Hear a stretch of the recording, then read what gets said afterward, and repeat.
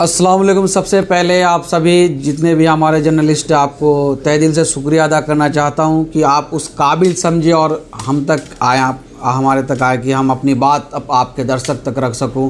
आपके दर्शक के माध्यम से ओखला का आवाम को मैं बताना चाह रहा हूं कि जामिया मिशन स्कूल का मोटिव है कि बेस्ट एजुकेशन प्रोवाइड करना। एक्चुअली में क्या है कि जब मैं माइग्रेट किया बिहार से तो यहाँ पे बहुत ज़्यादा प्रॉब्लम फेस करनी पड़ी मुझे। इस सेंस में मुझे प्रॉब्लम फेस करनी पड़ी क्योंकि यहाँ पे क्या था कि एजुकेशन की क्वालिटी बिल्कुल अच्छी नहीं थी। अच्छी इसलिए वजह से नहीं थी क्योंकि यहाँ से ज़्यादातर बच्चे माइग्रेट करके दूसरे स्कूल में जाते हैं। ओखला में हर साल 30 से 40 हज़ार बच्चे जो अंडर 10 क्लासेस होते हैं वो माइग्रेट करके दूसरे स्कूल में जाते हैं। मैं कुछ एग्जांपल दूँ आपको, जैसे देव समाज में जाते हैं, DAV जोसोला में जाते हैं, एंड न्यू होराइजन निजामुद्दीन जाते हैं, अदर बहुत सारे स्कूल है, सेंट गिरी वगैरह सब में जाते हैं। तो मैं सोचा कि क्यों ना कुछ बच्चों को तो मैं रोक सकूँ अच्छी क्वालिटी देकर। तो हमारे यहाँ चीप एंड बेस्ट मतलब कम पैसे में अच्छा एजुकेशन हम प्रोवाइड करते हैं, चीप रेटों में गुड क्वालिटी का एजुकेशन प्रोवाइड करते। अब कैसे करते? हमारे पास बेस्ट फैकल्टी आपको मिलेंगे जो कि ऑलरेडी किसी के पास भी मिनिमम अगर क्वालिफिकेशन की बात करें तो मास्टर्स है, और वो भी मास्टर्स किसी प्राइवेट ऑर्गेनाइजेशन से नहीं, वो यूनिवर्सिटी ऑफ दिल्ली के होते हैं स्टाफ, या यूनिवर्सिटी ऑफ दिल्ली या जामिया मिल्लिया इस्लामिया या अलीगढ़ मुस्लिम यूनिवर्सिटी। हाँ, ज़्यादा से ज़्यादा कुछ ऐसे फैकल्टी होते हैं जो कि वहाँ पे टीचिंग किए होते हैं, PhD वगैरह, IIF इंद्रप्रस्थ यूनिवर्सिटी, वहाँ से भी मैं उन्हें ऑप्ट कर लेता हूँ। इस ओखला में सबसे पहली बार स्मार्ट क्लास यानी डिजिटल स्मार्ट बोर्ड के जरिए हम लोग पढ़ाते हैं। सबसे पहले मैंने लॉन्च किया इस पूरे इलाके में। 10th या 12th की कोचिंग करना चाहते हैं कोचिंग सेंटर में, तो सबसे बेहतर जैसे साइंस हो, मैथ हो, क्या आपका बेहतर है? देखिए, हमारा अगर बैकग्राउंड है, स्ट्रॉन्ग पॉइंट की बताया जाए, जो हमारा मेरिट पॉइंट है वो साइंस साइड है, जो कि 11th 12th के जो बच्चों को प्रिपरेशन कराते हैं, तो जो डॉक्टरी करना चाहते हैं नीट वगैरह के, तो उनके लिए बहुत स्ट्रॉन्ग पॉइंट है। आर्ट्स डिपार्टमेंट भी मेरे पास बहुत ही स्ट्रॉन्ग है।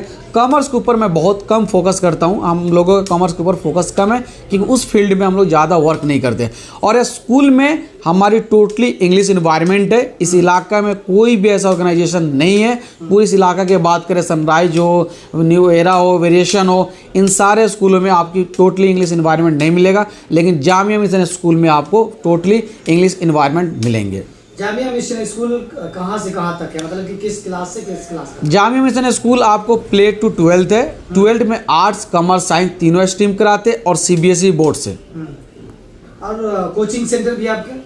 जी, हमारा कोचिंग सेंटर है। कोचिंग सेंटर में मैं मोस्टली जो काम करता हूँ ना, वो कम्पिटिटिव एग्जाम्स के लिए काम करता है, जैसे कि जामिया के लिए, अलीगढ़ के लिए, CUT के जितने भी सारे कोर्सेज है उसका हम लोग, लैंग्वेज कोर्सेज छोड़कर जो कोर कोर्सेज है उसका हम लोग काम करते हैं। और स्कूलिंग की बात करें, जैसे 6 entrance, 9 entrance, 11 arts, commerce, science, diploma engineering, BLLB, BTech, NEET, ये सारे कोर्सेज जितने भी है हम लोग इसके ऊपर काम करते हैं। आपने कहा नीट की तैयारी करवाते हैं, तो आपके यहाँ से हर साल कितने बच्चे निकलते हैं जो यहाँ? देखिए, हमारे यहाँ जो नीट का स्ट्रेंथ होता है वो 10 से 12 होता है, तो उसमें 1-2 बच्चे अच्छे स्कोर ला लेते हैं। अभी तक मतलब हमारे यहाँ के 2 बच्चे हैं जो कि जामिया में उनको BDS मिला हुआ है।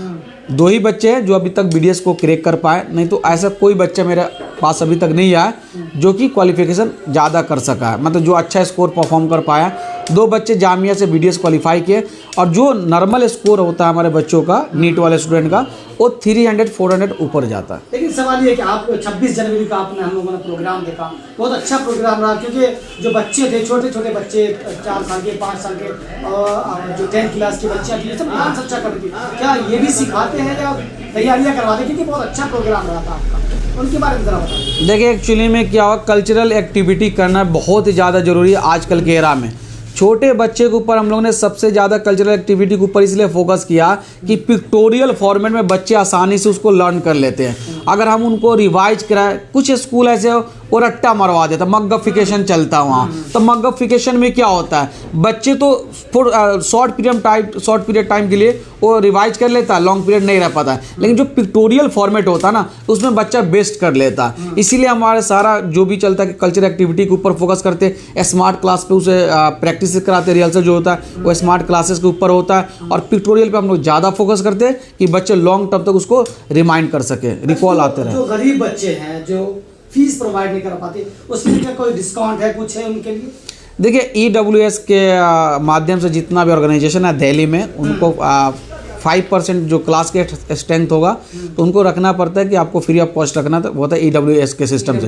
तो हमारे यहाँ क्या सिस्टम है, EWS से तो हम लोग मतलब उसी बिहाफ पे हम लोग मतलब 2-4 बच्चे एवरी क्लास में फ्री ऑफ कॉस्ट रखते हैं। लेकिन वो और मैनेजमेंट को पता है, स्टाफ को भी पता नहीं है वो कौन से बच्चे होते हैं। अच्छा, पता नहीं होता। लेकिन एक सवाल, आखिरी सवाल है, एड्रेस बता दीजिए लोगों को कि कहाँ पर है, कैसे काम करता है और कहाँ पर आना है। ये R85 जोगा बे एक्सटेंशन नियर हरी मस्जिद जामिया नगर ओखला। आप नंबर मेरा डिस्प्ले पर तो आप डाल ही देंगे, फिर भी मैं रिपीट कर दे रहा हूँ 9643013894, ये हमारा कॉन्टैक्ट नंबर है। शुक्रिया।